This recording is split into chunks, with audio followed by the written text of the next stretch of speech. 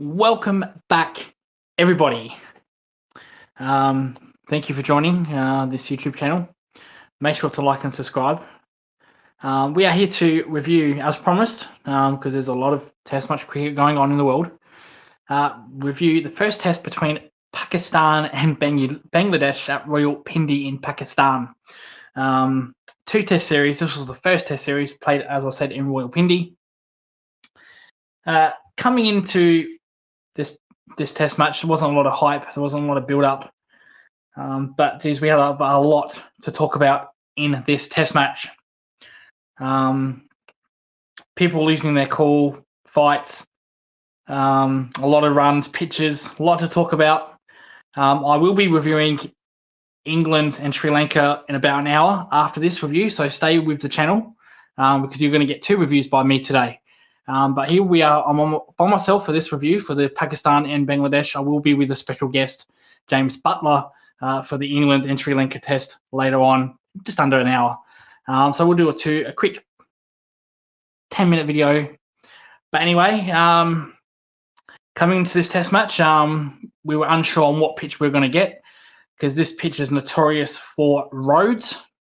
Up at Royal Pindi, a couple of draws. When Australia came here a couple of years ago, England have been here recently. It's just a batsman's paradise. And there was a lot of questions whether this should even be played at Royal Pindi because of the pitch.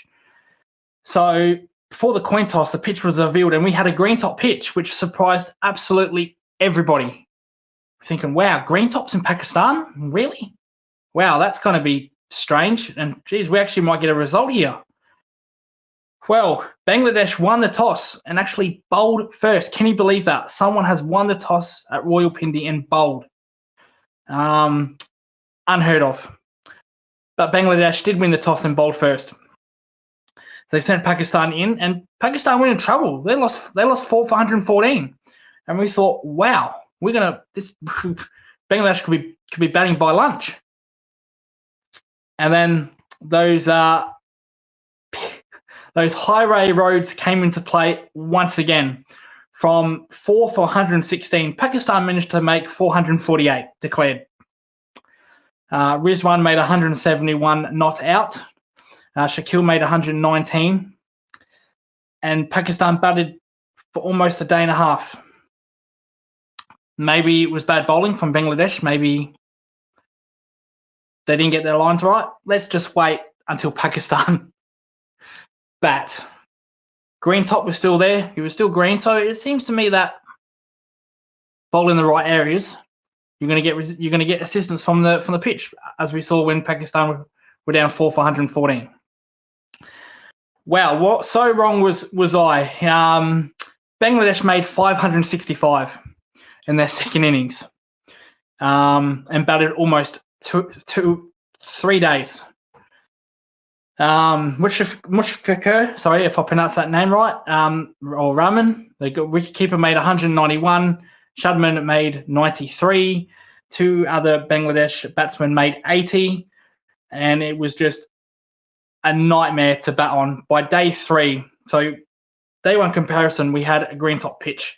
By day 3, that grass was gone and the pitch was brown, as in it's just another Pakistan road. And all hope was lost. We thought, wow, we really need to do something about this venue and these pitches. Pakistan came out for their second innings, and we were like, why even bother? Why not just shake hands, call it off, and just call off the test match because it's going to be a draw. Well, how long was I? Again, Pakistan got rolled, absolutely destroyed by Bangladesh in that first innings, generally by the two spinners, and just destroyed Pakistan. They got bowled out in about 30 overs for 146, and Bangladesh only needed 30 runs to win. Bangladesh got those runs without losing a wicket, but this was a collapse by Pakistan, another collapse by Pakistan. Babar Azam did not have a great test match. in the comments here. Unreal, you guys still running this channel. We're back after a while, so stay tuned, Amar. Keep watching. But like I said, Pakistan collapsed badly in that second innings. Babar Azam did not have a great test match. Really struggled. Lacked any kind of motion. He's horribly out of form. Rizwan actually had a great test match. He was the only player actually made runs in the second innings, made a 50. He actually made a 50 in the second innings, scored half of Pakistan's runs in that second innings. So he had a very good test match, scoring over 200 runs. But it was just a complete nightmare from Pakistan. El Hassan, I want to speak a little bit more about him. He picked up 3 wickets in the second innings. Miraz picked up 4 wickets. Their spinners did a lot of the damage. And we found a result in the last session. The second last session of the test match. When all hope was lost, when we were going to say this is just another Rawalpindi disaster. And Pakistan were once again, Pakistan. I don't know why they keep making these pitches, because they lost a series against New Zealand, lost a series against Australia, lost a series against England, and now they cannot win this series and could lose this against Bangladesh, yet they still produce these horrendous pitches. And yes, we did get a result today, which is fantastic. That's what we want for Test cricket. We want results. But why Pakistan continue down this route of making these pitches is just beyond me when they're not winning. You're the home team. Isn't it customary to make home pitch advantage, sorry? And you continue making these pathetic pitches that does not suit your team, does not suit how you play. You haven't won a series since coming from the UAE, because that's where Pakistan were playing, all the matches in UAE. They've lost all these matches. Bangladesh now, New Zealand, Australia, England, and yet you still want to make these pitches. Don't know why. Don't know why you want to I don't know why you want to degrade Test cricket. I don't know what your problem is with that. But how you're getting away, how the CEO, the cricket board continue let you making these pitches is pathetic. And you're going to get nowhere as a Test nation making these pitches. So why do you do it? Why do you continually make your bowlers suffer? Like Bangladesh, 565 runs over 3 days. Think about that. Think about that, what you're doing to your bowlers. And you have a world-class attack. Why would you put that strain on your bowlers? Don't understand it. But having said that, Bangladesh did win this test match. So, bit of an embarrassment from Pakistan, really. Because this is a test match you should have won, with all due respect to Bangladesh, who played outstanding. Their bowlers were outstanding. There should never be a situation in test cricket where you lose to Bangladesh in your home conditions. Can you imagine Bangladesh going to England? Can you imagine Bangladesh going to Australia? Can you imagine Bangladesh going to India and winning a test match in those countries? It'd be unheard of. It would never happen. Never, ever happen. Yet Pakistan want to give Bangladesh the highest possible advantage possible and producing these pitches.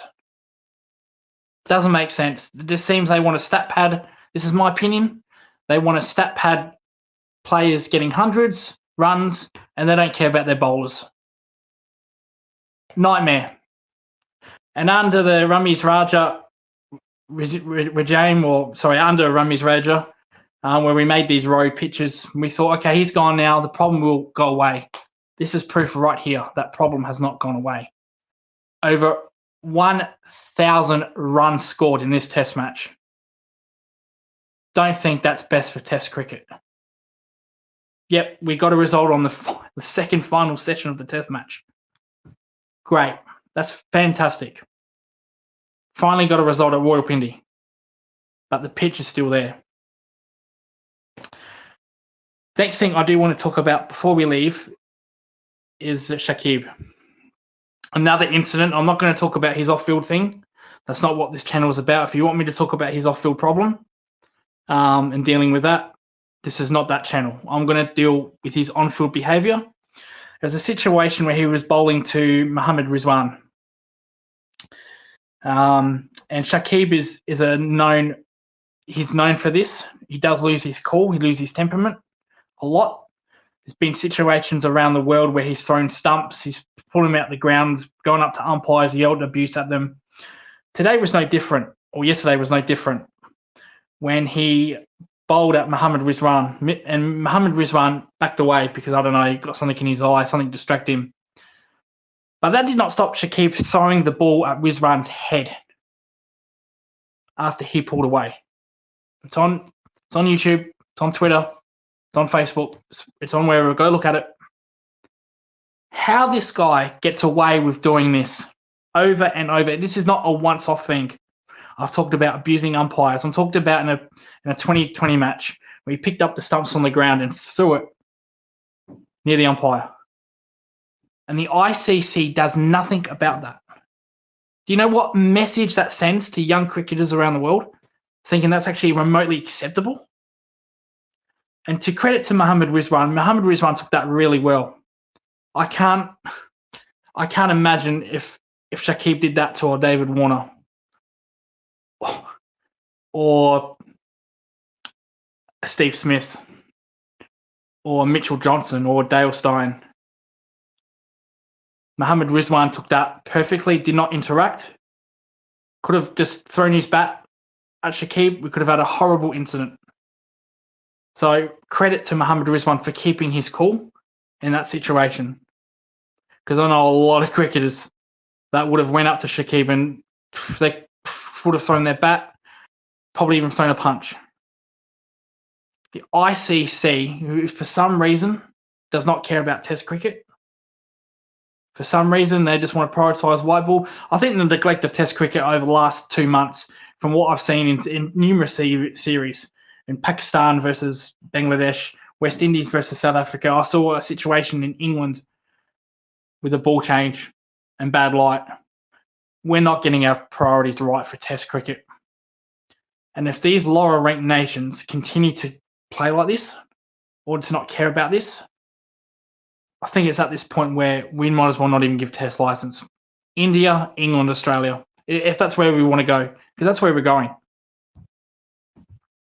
ICC must come down hard on Shakib and say, mate, you cannot be throwing cricket balls at people's heads when they've pulled away. And this wasn't when Shakib was in his action. He wasn't in his action ready to bowl. He pulled up and then threw it while Rizwan was wiping his eyes. Could have been something totally different with another batsman. Totally different. I know if someone did that to me, I wouldn't be happy with that. I know I'm not on here acting tough, not acting like a hardcore such and such. But if Shakib did that to me, I know where I would have put that ball. I would have absolutely tried to drill him with interest. And that's not what you're supposed to not do. So don't do that if you think about getting involved in that. Rizwan took that beautifully. Kept his cool.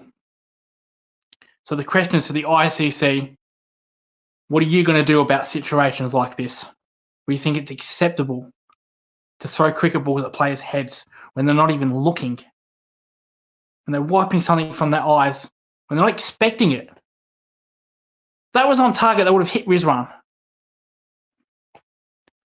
But anyway, I'm not going to talk about his off-field thing. Like I said, that's not for me. That's not this channel. Go watch something else. I talk about on-field content. And that was my review of the Pakistan-Bangladesh. Bangladesh win this by 10 wickets. Very comfortable in the first Test match. Second Test match, my predictions. You would like to think that Pakistan win the next Test match. Shakib may not be playing. May not be because of that incident. I'm going to stick with Pakistan. Once again, a two-test series. A two-test series. This Test series can only have 2 results. That's why I hate two-test series. So it's either going to be a drawn series or Bangladesh win. So if someone wins the first test, the losing team's out of it. I hate that. I hate that you can't win a test series by losing the first match. But that's the way these Asian countries want to go. They want to play 2 test series. They don't want to play test cricket. They rather prioritise on white ball. That's fine. To each their own. I'm Australian. I've got people on this channel that are English. The owner of this channel is Indian. They like to take test cricket a little bit more seriously, which is fine. To each their own. You know, white ball brings in the money for Sri Lanka. White ball brings in the money for West Indies, Pakistan. But that's just me. That's just how I feel. But anyway, my name is Lucas. This was the first test review between Pakistan and Bangladesh. Join us tonight. Join us in a little under an hour where we will preview the England and Sri Lankan test match.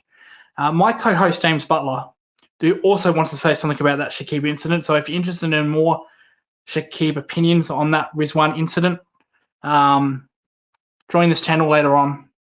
But anyway, thank you for joining in. Make sure to like and subscribe. And we will see you later on in about a little over an hour to review the Sri Lanka and England first test match. Thank you and goodbye.